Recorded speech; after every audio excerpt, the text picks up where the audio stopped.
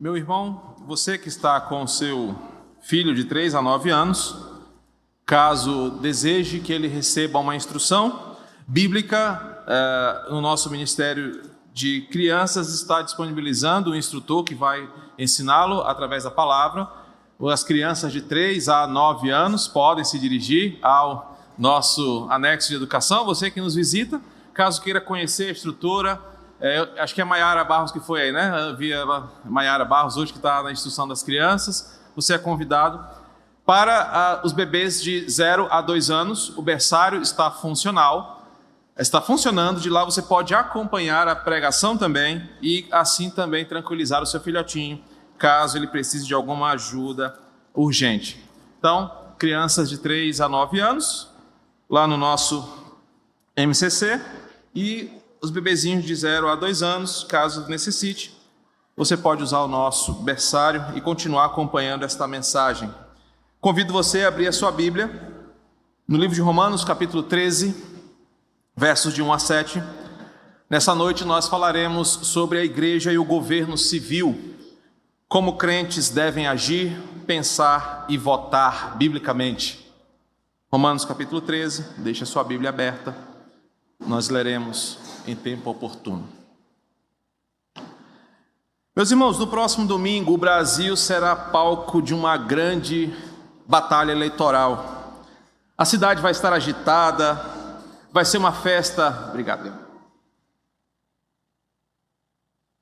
Vai ser a grande festa da democracia, pessoas de verde e amarelo, pessoas de vermelho, pessoas de preto, pessoas de todas as cores estarão indo às urnas para fazer a sua opção e a sua decisão.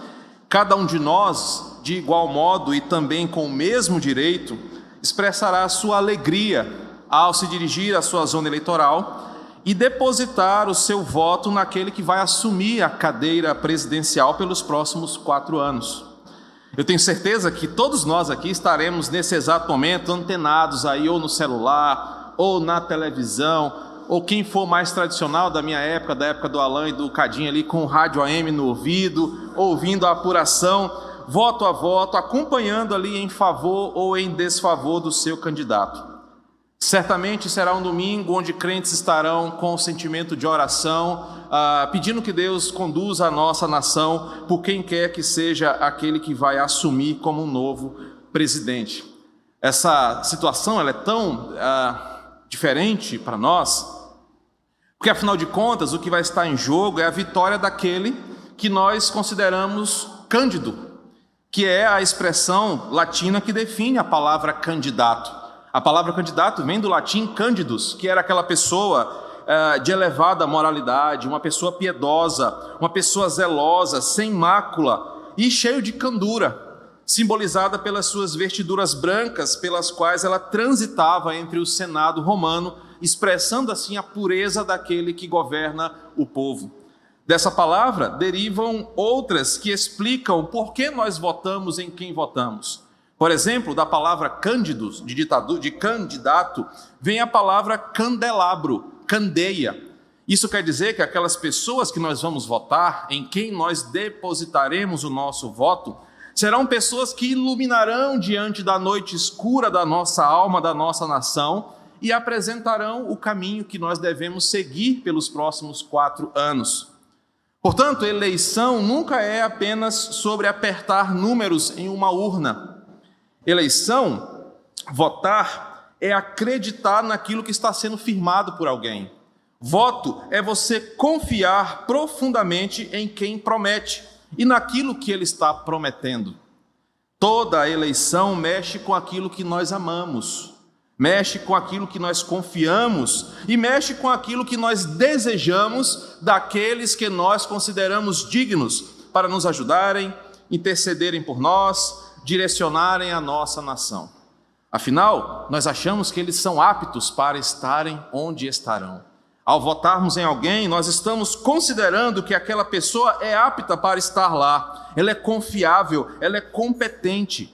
Por isso ela é o meu candidato. E a guerra se estabelece quando o meu candidato deve ser o seu candidato também. A minha intenção nessa noite não é ser cabo eleitoral de nenhum dos dois candidatos. E muito menos convencer você com os meus argumentos que a sua escolha é ruim e que a minha escolha é boa. E muito menos mostrar para você que o meu candidato é mais puro ou melhor do que o seu. Eu reforço publicamente que a nossa igreja não é nem bolsonarista e nem lulista. Nós não somos reféns de nenhuma bandeira partidária. Não acreditamos que nem Bolsonaro e que nem Lula são a salvação para o nosso país, pois a Escritura diz que feliz é a nação cujo Deus é o Senhor. Repito o que eu já disse e tem sido a minha posição pública durante todo esse tempo da eleição. Nem Bolsonaro, com seus radicalismos, com seus discursos pesados, com o seu palavreado incompatível com o seu cargo, com a sua insensibilidade moral e afetiva, e muito menos Lula, com seu histórico envolvido em corrupção, com seu aceno ideológico para a esquerda, representam os princípios do Evangelho. Nenhum desses dois defende a bandeira que a Bíblia apresenta. Não desperdiçarei o púlpito da nossa igreja para falar de homens e de suas propostas, porque não é isso que um pastor deve fazer. Muito menos meu desejo aqui é denegrir políticos usando palavras de baixo calão. Não vou chamar ninguém de ex-presidiário, de ladrão, de pedófilo, de miliciano, de genocida, de fascista, comunista, cachaceiro, mentiroso ou qualquer outra coisa assim. O púlpito não deve ser usado para ofender pessoas dessa maneira e muito menos rebaixar o evangelho a esse tipo de postura. Meu desejo hoje é levar você nos próximos minutos a uma profunda reflexão sobre as suas motivações mais profundas para votar, para que você enxergue-se como um cidadão cristão que é, e assim, se Deus permitir, no próximo compromisso das urnas você sairá de lá consciente, sairá de lá com a consciência tranquila, com a alma em paz, sabendo que tomou a sua decisão pautado nas Escrituras, e não em conversinha fiada de youtuber, de ex-cantor que de uma hora para outra virou comentarista político ou de alguma coisa assim.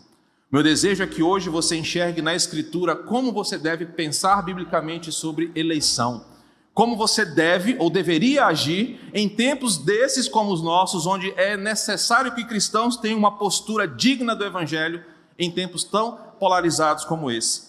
Por isso, eu convido você a ler comigo Romanos 13, de 1 a 7, e observar o que a Bíblia nos orienta nesse importante momento que todos nós, como crentes e cidadãos, políticos que somos, cidadãos da polis, temos que agir em favor do Evangelho.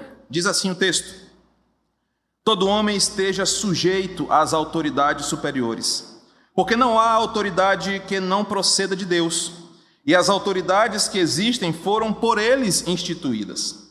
De modo que aquele que se opõe à autoridade resiste à ordenação de Deus, e os que resistem trarão sobre si mesmo condenação. Porque os magistrados não são para o temor quando se faz o bem, e sim quando se faz o mal. Queres tu não temer a autoridade? Faze o bem e terás louvor dela, visto que a autoridade é ministro de Deus para o teu bem. Entretanto, se fizeres o mal, teme, porque não é sem motivo que ela traz a espada, pois é ministro de Deus, vingador, para castigar o que pratica o mal. É necessário que lhe estejais sujeitos, não somente por causa do temor da punição, mas também por dever de consciência. Por esse motivo também pagais impostos, porque são ministros de Deus, atendendo constantemente a esse serviço. Pagai a todos o que lhe é devido. A quem tributo, tributo. A quem imposto, imposto. A quem respeito, respeito. E a quem honra, honra. Vamos orar mais uma vez? Espírito Santo, esse texto é fantástico, a tua palavra é linda e sempre nos instrui, pois ela é o farol que ilumina a nossa consciência. Por isso nos ajuda nessa noite a olharmos para esse texto da tua palavra e sairmos daqui orientados, nutridos, alimentados, sabendo que ela é a palavra de Deus que consegue chegar no mais profundo do nosso coração. E apesar do instrumento que conduz o microfone ser falho e pecador, a tua igreja ouça a tua voz e saia daqui ciente, consciente e admirada do poder do Evangelho nas coisas mais comuns da nossa vida. É assim que pedimos em nome de Jesus. Meus irmãos, diante dessas informações para definir o tom da preleção dessa noite, em que eu não usarei esse tempo aqui de forma indevida e tentando de alguma forma convencer você de algo que já está no seu coração, eu quero apenas apresentar alguns pontos que a Bíblia nos orienta como cidadãos e cristãos que somos para tratarmos de política, o nosso relacionamento com o governo civil. E diante do texto que nós estamos, eu quero primeiro situar você de algumas questões fundamentais, para que você entenda por que esse texto está na Escritura e por que ele é importante hoje para nós. E por isso, eu quero começar te dizendo por que esse texto foi escrito. Por que em determinado momento da Bíblia há um trecho que fala sobre a relação do crente e o governo civil e as autoridades civis estabelecidas. Esta seção de Romanos, ela faz parte de um grande bloco que precisa ser considerado. E qual é o bloco? O bloco onde Paulo está instruindo os crentes a viverem de forma renovada e transformada nesse mundo. Esse texto faz parte de um bloco maior, onde Paulo está ensinando os crentes a viverem de forma transformada. Esse pensamento começa no capítulo 12, nos versículos 1 e 2.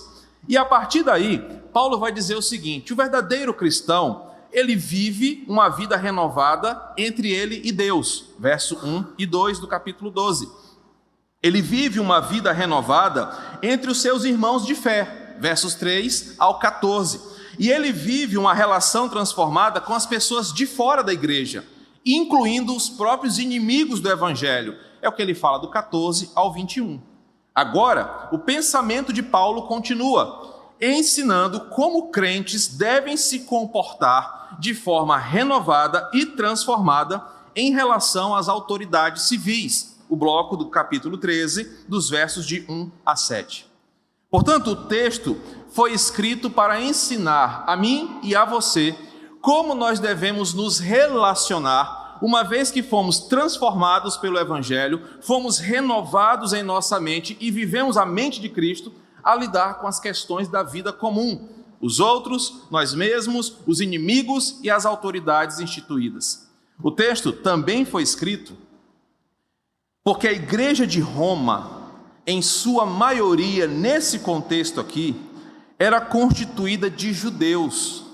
E um detalhe importante é que, nessa situação, muitos judeus estavam revoltados com o governo atual e estavam desejosos de se livrarem dos governantes e se levantarem contra o poder romano em uma espécie de guerra civil. E o que estava acontecendo é que o imperador desta época aqui estava massacrando os judeus, estava perseguindo a igreja e eles estavam sofrendo muitas retaliações apenas por serem cristãos. Atos capítulo 18, verso 2 nos mostra o que estava acontecendo aqui. Os cristãos estavam sendo perseguidos, muitos estavam abandonando as suas casas pelo fato de serem cristãos. Cláudio, o imperador, estava decretando que todos os judeus se retirassem de Roma.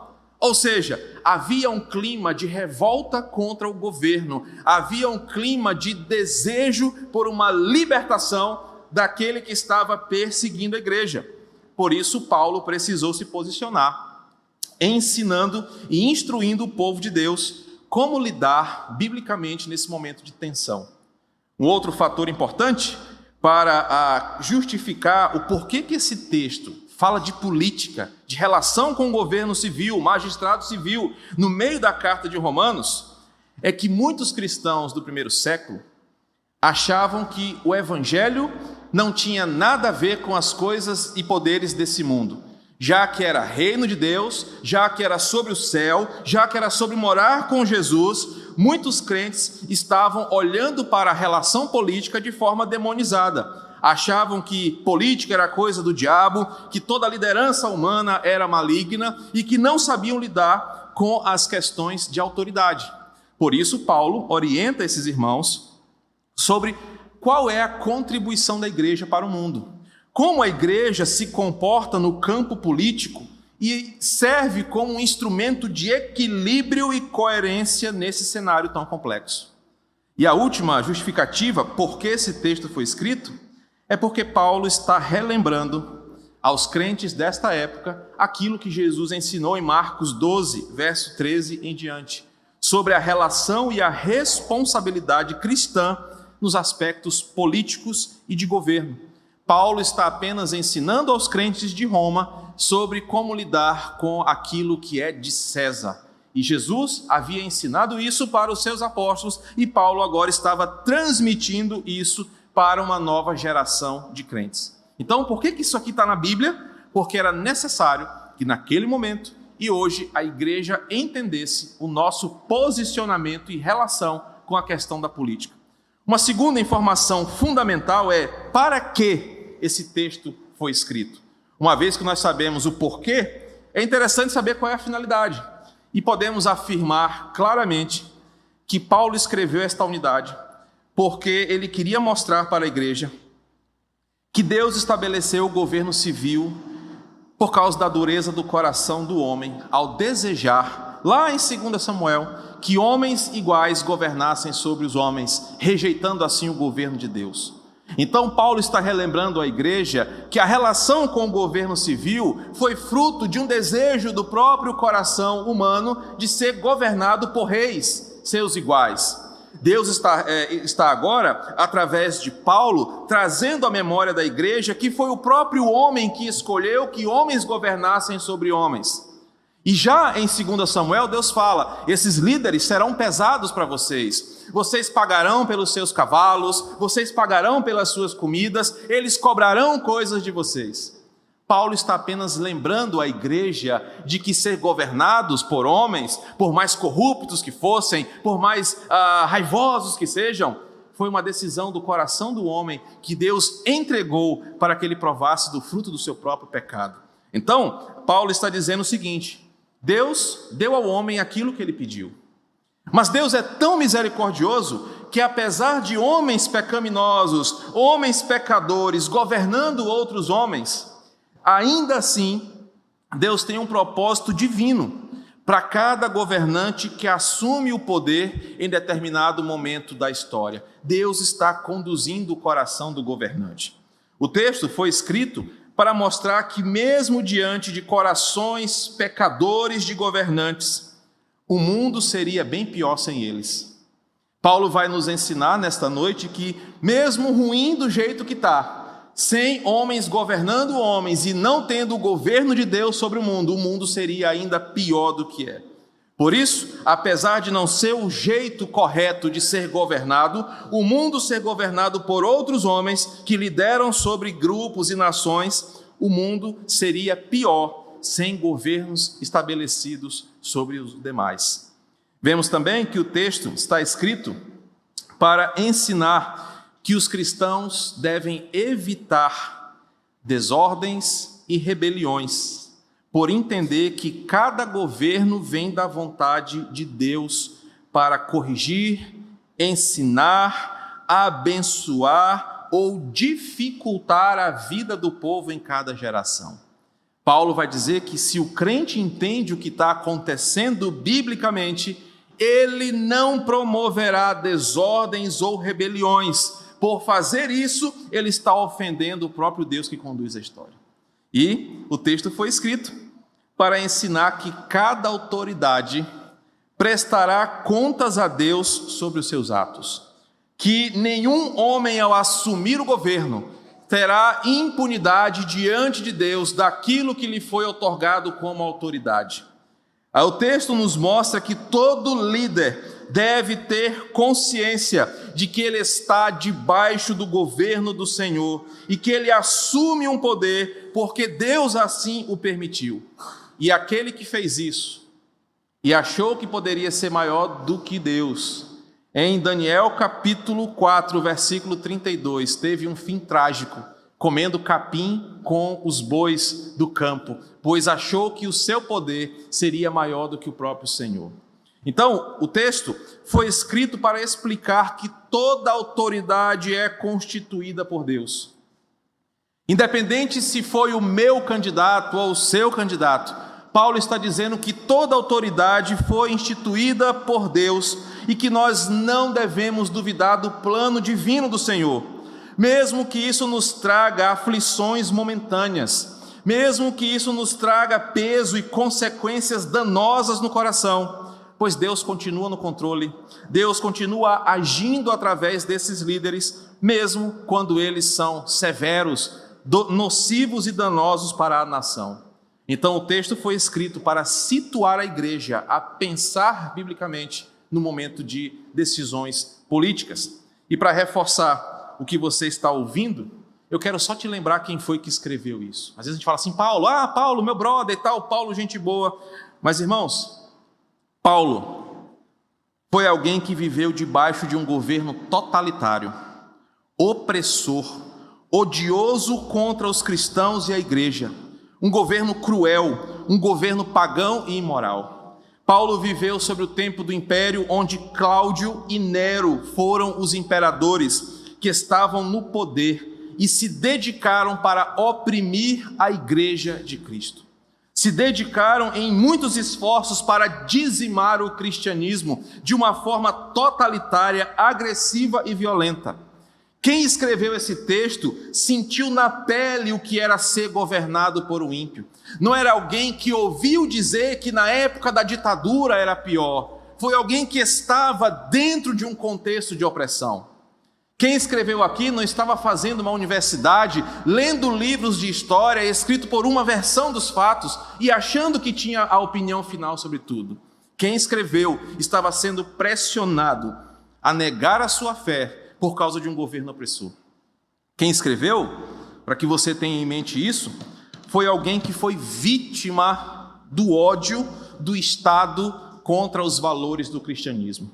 Foi alguém que perdeu a sua vida por causa do Evangelho. Segundo aos Coríntios, capítulo 11, Atos, capítulo 16, mostram como o governo, o Estado, oprimia e matava aqueles que eram fiéis a Jesus. Portanto, Paulo escreve essas palavras tendo convicção do que está escrevendo. Agora perceba, ele não estava teorizando, ele não estava lendo um livro de Marx, não estava lendo outro teórico para produzir uma visão política. Ele estava dentro da tensão. E a partir desse contexto que ele escreve o que escreve. Você poderia muito bem ver que aqui, diante de toda essa opressão, Paulo poderia inflamar os crentes a uma rebelião. Paulo poderia ter uma visão contrária sobre o governo, uma visão anarquista, uma visão indiferente. Mas observe que quem escreveu esse texto era alguém que conhecia profundamente o coração do evangelho e a corrupção do mundo caído. Por isso Paulo escreve para uma igreja se posicionar não de forma partidária, não de forma idolátrica diante de A ou B, mas uma postura de cristianismo autêntico diante de um momento de tensão. Vivendo debaixo da pressão, vivendo debaixo da perseguição, Paulo não nos inflama, mas Paulo diz: obedeçam, honrem, orem, temam, sejam fiéis a Jesus. Por isso, quem escreveu tem mais autoridade do que qualquer comentarista da CNN, da Globo, de qualquer jornal que você leia. Essa é uma visão que deve ser considerada para você e eu, cristão, que estamos pensando sobre política. Porque ao invés de ouvirmos Felipe Neto, ouvirmos Nicolas Ferreira, ouvirmos CNN, deveríamos ouvir o que a Bíblia está dizendo, de alguém que estava inserido no contexto para falar sobre política. Paulo escreve, então, para nós, nos mostrando que nós estamos muito longe de viver uma realidade igual que ele estava vivendo. Nós estamos muito confortáveis, assustados com o preço da gasolina, assustados com o desarmamento ou com o armamento, assustados com coisas aqui e acolá, mas que estão totalmente longe de um tipo de opressão que Paulo viveu. Portanto, ele teria muitos motivos para escrever tudo muito diferente daqui, mas ele escreve decidindo não ser um rebelde, mas alguém que por causa do evangelho se posiciona de forma bíblica no momento de tensão. E é por isso que eu quero fazer você pensar comigo nessa noite, qual ensinamento esse texto nos traz, de posse do porquê foi escrito, para que foi escrito, e com a finalidade de passar uma mensagem por quem escreveu. Eu quero te fazer pensar nessa noite como esse texto de Romanos vai nos ajudar nessa semana final a tomarmos decisões bíblicas sobre os nossos candidatos e sobre a nossa eleição. Em primeiro lugar, o texto implica que o crente deve viver de maneira biblicamente transformada com as autoridades instituídas. E com visão transformada, eu quero dizer o seguinte: o verdadeiro cristão que quer ser guiado biblicamente nesse momento, ele deve reconhecer e honrar qualquer que seja a autoridade legitimamente estabelecida. Independente se foi o seu candidato ou foi o outro candidato que você chama de coiso, que você chama de aquele outro, que você chama de genocida, que você chama de corrupto, a Bíblia vai ensinar que independente de quem seja aquele que for legitimamente eleito, você deve reconhecer e deve honrar. Uma segunda forma bíblica de viver este momento, de forma renovada, é que nós não devemos apoiar qualquer tomada de poder ilegítima. Não faz parte da índole do cristianismo promover qualquer tipo de rebelião para tomada de poder fraudulenta, ilegítima, agressiva, em nenhuma hipótese. Isso aconteceu lá no céu e foi tirado, podado, tão logo aconteceu. Não é permitido para o cristão promover nenhum tipo de tomada de poder que não seja legitimamente estabelecida, independente se é o seu candidato que ganhar ou não. Nós devemos viver de forma atuante nas esferas políticas de poder, e não apenas sendo alto-falante de candidato em época de eleição. O que tem acontecido é que 3 anos e meio se passam sem que você sequer saiba o nome do seu prefeito, do seu governador, do senador. Você não sabe nem quem votou, porque você votou num colega seu que pediu um voto de última hora. Mas chega 6 meses antes da eleição, você se torna um militante político. Come pão com mortadela, vai para a igreja católica, vai para terreiro de umbanda, faz o que você quiser para ganhar um voto para o seu candidato. O texto nos ensina que o verdadeiro crente, ele deve estar diariamente, de forma ativa, cobrando, orando, temendo, honrando, contribuindo para uma paz política no seu meio. Em segundo lugar, o texto me ensina que também existe um limite para o exercício da autoridade civil e que Deus não deixa que homens governem do seu jeito, a seu bel prazer. O texto também vai tranquilizar o meu coração para aquele candidato que assumiu o poder.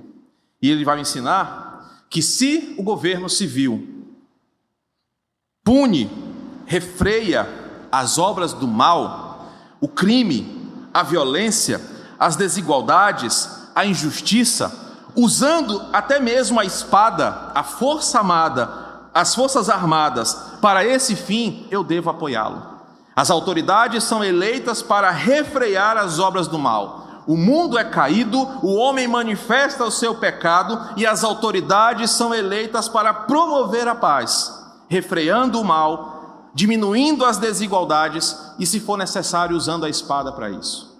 Mas o texto me ensina, no versículo 4, que é dever da autoridade civil proteger a família, proteger os cidadãos de bem, aqueles que andam de acordo com a lei, promover a moral, guardar a justiça, zelar pelos bons costumes, também usando a espada se for necessário. Portanto, o discurso que nós devemos observar sobre as propostas políticas vão além da fisionomia do meu candidato.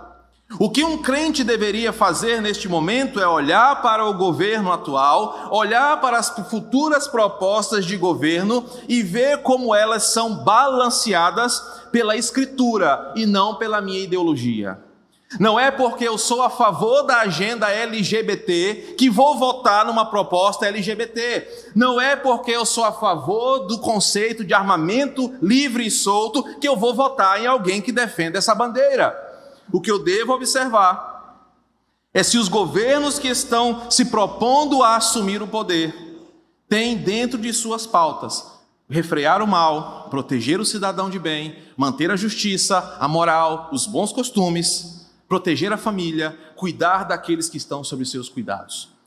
O texto me ensina que enquanto o governo civil se contenta a fazer o que lhe é estabelecido como ministro de Deus, versículo 4, todo cristão deve apoiar, deve honrar e deve orar, independente de ser o seu candidato ou não. Portanto, meu querido irmão que aqui vai votar no PT, se no dia 30 Bolsonaro ganhar legitimamente, é seu dever como cristão orar por ele, temer, contribuir para que o seu governo seja um governo de bênção para o mundo. Mas você que é bolsonarista, se Lula ganhar, é seu dever dobrar os seus joelhos e orar pelo candidato. É seu dever contribuir como cidadão de bem, apoiar, honrar, zelar para que o governo seja benéfico para o país e não se levantar em favor de bandeiras de revolução contra um governo que foi legitimamente estabelecido. Mas, se esse governo que assume o poder desvia sua conduta, é responsabilidade do cristão resistir e se opor com a espada, se for necessário. O equilíbrio está aqui. Nós, como agentes políticos que defendemos a bandeira do Evangelho, jamais concordaremos com qualquer governo que limite a nossa expressão de adoração, de fé, e que coloque sobre você ou sobre mim algum tipo de postura que me faça negar os princípios do Evangelho. Pegaremos em armas se for necessário para defender a nossa fé. Esse é o limite do relacionamento entre o magistrado civil e a igreja. Mas observem que essa oposição não é porque eu não gosto do candidato, não é porque eu não acho ele legal, não é porque eu não gosto das coisas que ele fala, é pelo seu compromisso contra o Evangelho e contra a igreja. Enquanto isso não acontecer, você não tem o direito cristão de ser uma pedra de tropeço no governo civil. Em terceiro lugar, o texto implica que a sujeição às autoridades é diferente de um servilismo, de uma subserviência cega e uma idolatria política. É o que temos visto demais nos últimos tempos. Trata-se de servir, de se sujeitar, versículo 1, como um comportamento cristão maduro, consistente, bíblico, que visa promover a paz. O texto começa com uma expressão forte, todo homem. E a ideia é que independente de quem você seja, você pode ser um famoso influenciador digital ou um reles pastor da ICE Quatrac. Todo homem deve estar sujeito às autoridades. Desde que essas autoridades não se coloquem contra o Evangelho, contra a igreja, contra a fé cristã.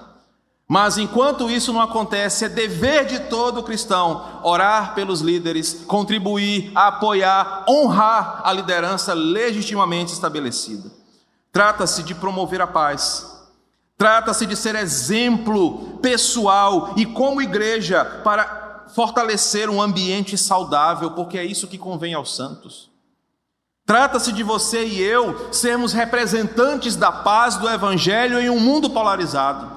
Trata-se de nós, como igreja, sermos luz num mundo que está em trevas, desesperado e não sabendo como agir. Todo homem está sujeito às autoridades, significa que nós devemos honrar pelos compromissos civis e cidadãos que temos como habitantes da polis. Opiniões e votos políticos não deveriam ser a causa de desarmonia dentro das igrejas, dos lares, das famílias. Meus irmãos, e eu refaço uma fala que disse há algum tempo aqui na igreja: dia 30 vai passar, o seu candidato ou vai ganhar ou vai perder, mas e as cicatrizes que ficarão na sua reputação, as brigas que você causou dentro da sua casa, as inimizades da sua família, os exageros que você cometeu em nome da sua idolatria política, os estragos que você proporcionou na sua vizinhança, até mesmo na igreja, vão perpetuar. Sabe por quê? Porque você foi conduzido por uma cegueira que te tirou, do princípio fundamental da fé, de sermos luz, de sermos sal. Queridos, Essa visão que Paulo nos apresenta do porquê, do para quê, quem escreveu e qual era a finalidade ou as implicações são fundamentais para nós nessa semana. Porque ao fazer a sua opção política, você tem todo o direito, eu não posso desfavorecer você porque veio de vermelho, ou não posso desfavorecer você porque você tem uma opinião política contrária à minha, porque nós somos irmãos em Cristo, nós somos agentes do mesmo reino, nós deveríamos ser a lucidez e a sensatez que esse mundo não tem. E qual é a grande frustração dos nossos dias? Os crentes estão sendo mais insensatos do que os filhos das trevas. Nesse posicionamento de Paulo, e diante dessas argumentações, é que eu quero trazer, em breves palavras, orientações pastorais sobre como você deve votar. Veja que eu não disse em quem você deve votar. Como você deve votar, como você deve agir e como você deve pensar biblicamente nessas eleições. Em primeiro lugar, todo eleitor cristão deve ser um eleitor ativo e não massa de manobra dos outros. Eu vou votar em fulano porque Beltrano falou que eu deveria votar nele. Use a sua mente renovada de Romanos 12. Use a sua mente de Cristo para se inteirar das propostas, dos assuntos, dos dilemas, das dificuldades. Seja ativo nesse processo. Por isso, meu irmão, isenção não é uma opção bíblica de voto. Você não deve ser o crente isentão. Não, você gosta do Lula? Cadê o Ramon? Gosto. Você gosta do Bolsonaro? Também. Você deve ter uma opinião, não deve ser isento, você deve ter a clareza para argumentar. Voto nulo, voto branco, em branco, embora seja um direito constitucional, biblicamente é uma abstenção do seu papel de luz no meio das trevas. É você omitir a luz que você é para que trevas decidam em seu favor. Por isso, todo eleitor cristão deve ser ativo no direito e no exercício do seu voto. Todo eleitor cristão deve votar tendo em mente os deveres e responsabilidades do magistrado civil. Você sabe o que um presidente pode fazer? Você sabe qual é o dever e os poderes de um presidente? Tem gente que diz, se Lula ganhar, a igreja vai fechar. Ele pode fazer isso? Se Bolsonaro ganhar, ele vai dar uma arma para cada cidadão brasileiro. Ele pode fazer isso? Você sabe o que um presidente tem o direito de fazer? Então, para que você vote com consciência, pelo menos tenha uma noção das responsabilidades e os deveres do magistrado civil. Crentes não votam apenas para garantir seus empregos. Se você votou nas eleições municipais porque o teu chefe mandou você votar, peça perdão a Deus. Você foi usado como massa de manobra, você pecou porque você não decidiu de forma ativa, de forma saudável e de forma bíblica. Você agiu de forma egoísta, você virou as costas para uma nação inteira e pensou somente no seu bolso. Você foi um egoísta. Crentes não votam apenas para seu benefício próprio. Crentes deveriam votar naquilo que é melhor para a nação. Crentes não votam apenas porque não gostam do candidato A ou do candidato B. O que mais a gente ouviu é, eu não vou votar no fulano, ele é muito desbocado, fala muito palavrão, faz isso, aquilo, outro. Eu não vou votar no outro porque foi preso, não sei o quê, não sei o quê. Nós não estamos escolhendo um marido ou uma esposa. Você não vai imprimir uma foto dele para botar na cabeceira da sua cama. Você não deve votar em alguém só porque você não gosta desse candidato. Afinal de contas, o presidente não governa sozinho. Nós não estamos numa monarquia tirânica. Ele não governa sozinho. Por isso, o crente não deve ter essa opinião. Eu não vou votar em fulano porque eu não gosto que ele só tem 9 dedos. Ou porque o outro é muito desbocado. Isso não é critério para você votar biblicamente.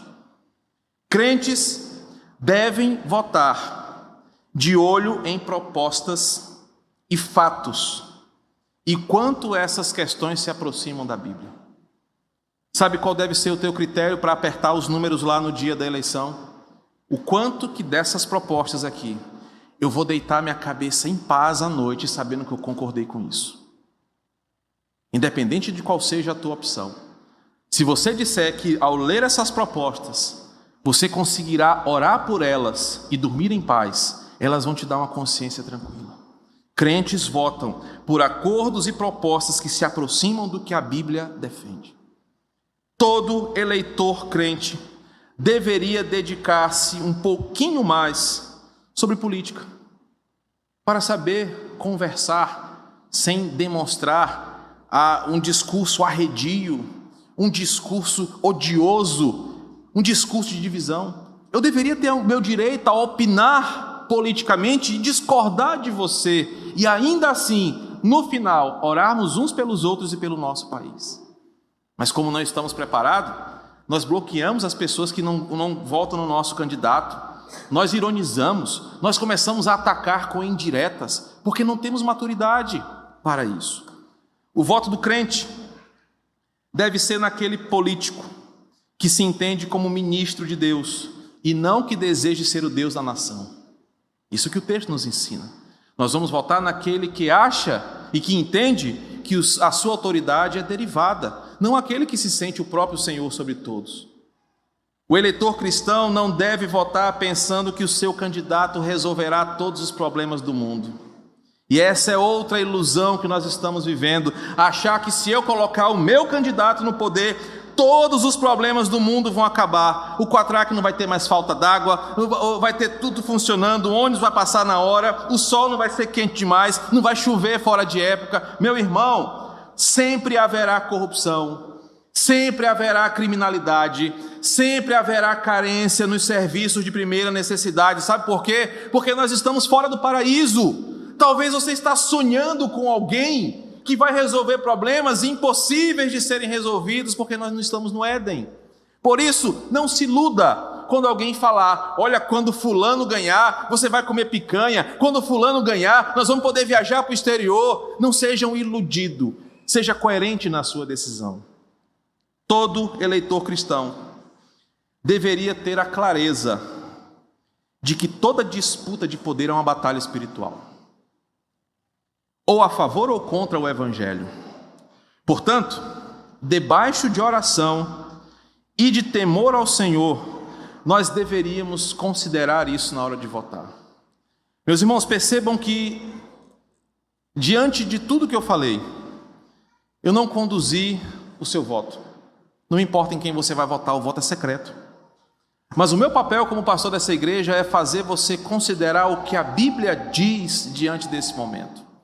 Eu não vou ser seu inimigo se você votar diferente de mim, e nós não vamos viver isso aqui na igreja. Os irmãos sabem o quanto de esforço nós dedicamos para manter a unidade e a paz no nosso contexto eclesiástico. Mas eu preciso dizer que é com base no que a Bíblia diz, e não o que a sua família diz, o seu chefe diz, a televisão diz, que você deveria escolher seu candidato, sem esperar dele nada além do que a Bíblia mostra que ele deve ou pode fazer. Se você cria expectativas que não são bíblicas e motivações que não são coerentes com o Evangelho, você está errado. Não existe um vilão e não existe um mocinho nessa eleição. Não é uma briga do bem contra o mal. Não é a briga de alguém que vai salvar o Brasil e outro que vai afundar o Brasil.